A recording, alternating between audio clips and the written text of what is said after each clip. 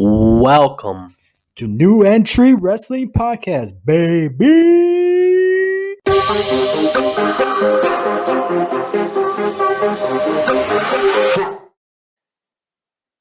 Hello, welcome to New Entry Wrestling Podcast. This is Ever. We're doing a special series called the Biography series, doing this episode about Rey Mysterio. Before we get started, check out our merch store. Our new merch store on Pro Wrestling Tees. Search for New Entry Wrestling Podcast. We got a cool shirt up there. We're going to add more designs later. You can also still follow us on Teespring as well. We got cool shirts and other stuff as well. Follow us on Instagram and TikTok at New Entry Wrestling Pod. And make sure to also sub and follow us on our YouTube channel.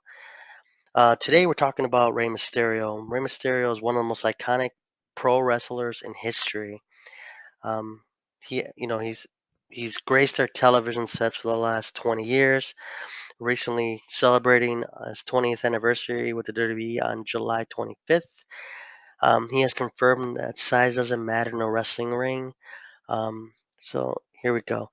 So yeah, Rey Mysterio is a second generation wrestler. He's actually the nephew of Rey Mysterio, um, and he's also has a son named Dominic, who's a wrestler who was actually signed full time with the WWE.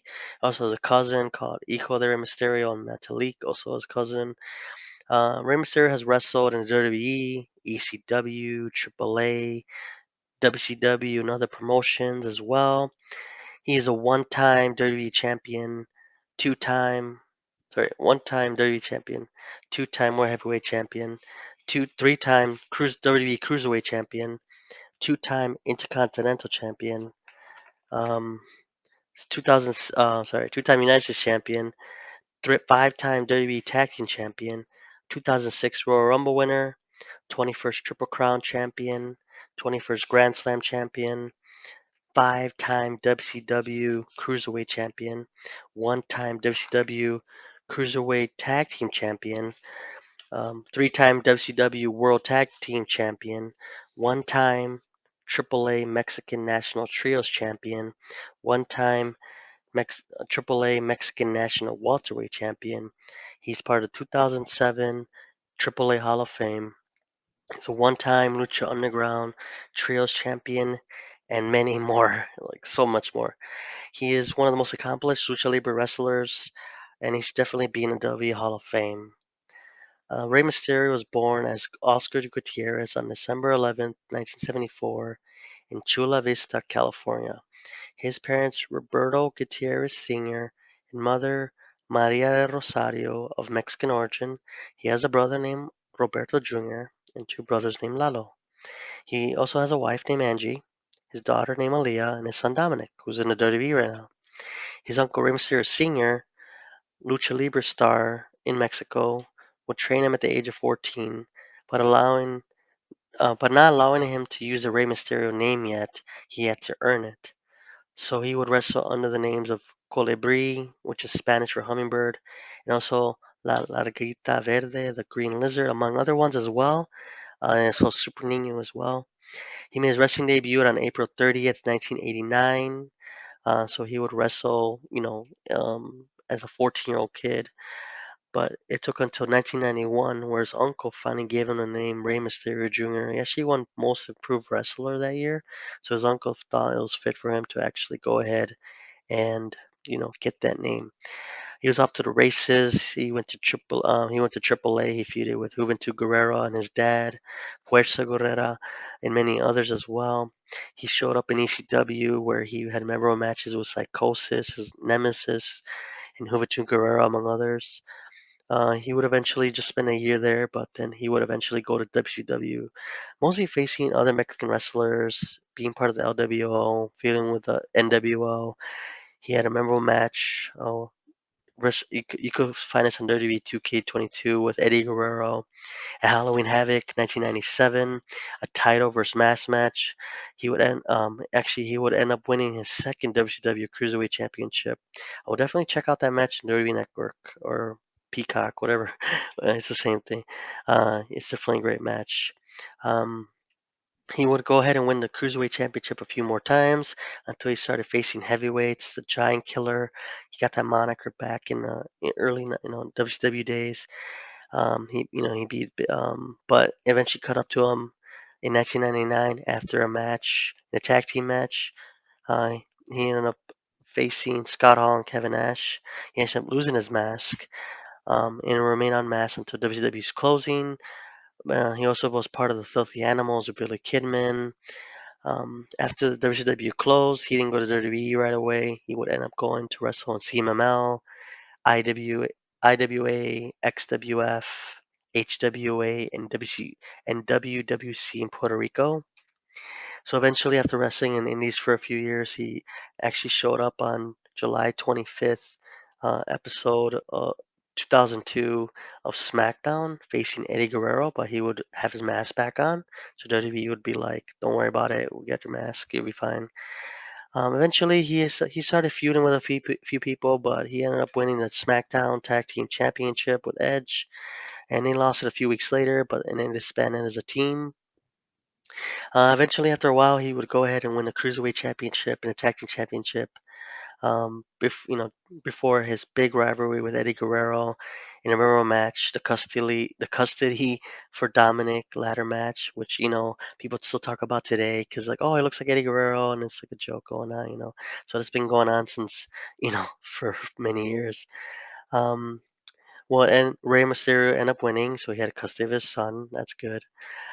Actually, Rey Mysterio would catapult to the WWE World Heavyweight Championship scene after the death of Eddie Guerrero, pretty much wrestling in his memory. He would be in the main event until 2015.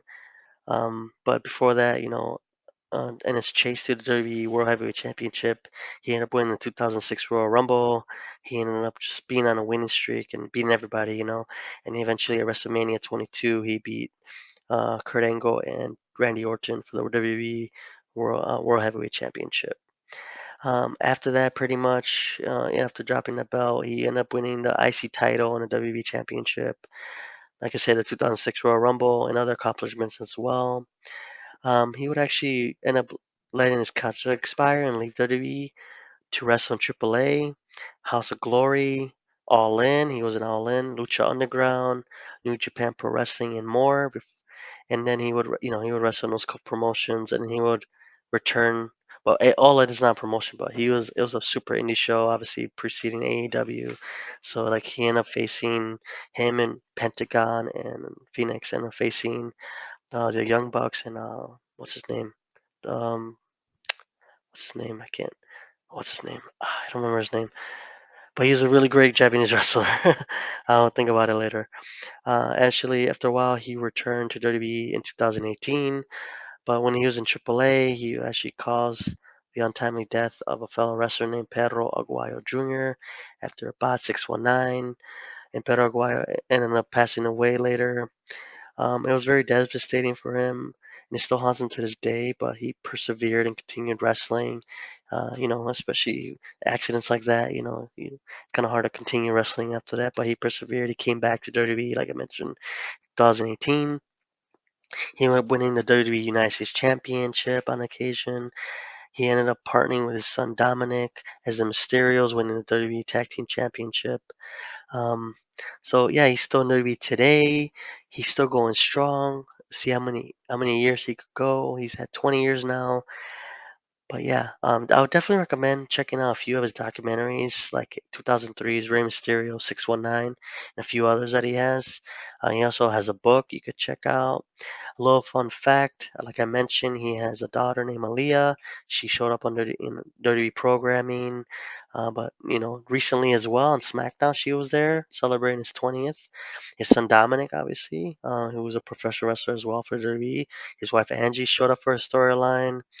Um, Other fun fact, he won the 2006 Royal Rumble, going in number second, being the longest person in a Royal Rumble in history at the time.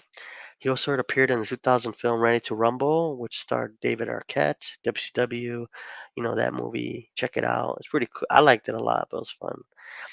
He would actually sing his own theme song, Boyka 619, and also a song called Crossing Borders. So cheers to his 20 years in WWE and his over 30-year career in pro wrestling. We hope many more years for him to come. Hopefully he goes and continues. And he's definitely a W Hall of Fame worthy, and he'll go down as one of the greatest professional lucha libre wrestlers of all time. So yeah, before I go, definitely check out our new store, teespring.com. We got we got a new shirt up there. We're gonna add more designs later. No, I mean prowrestlingtees.com. If you search for New Entry Wrestling Podcast, but you can also still search for shirts on teespring.com. Follow us on Instagram and TikTok at New Entry Wrestling Pod. Also, you could go ahead and um, check us out on YouTube. Like and subscribe our videos. We're gonna be posting more stuff like this. And I thank you so much, guys. I'm out. Bye.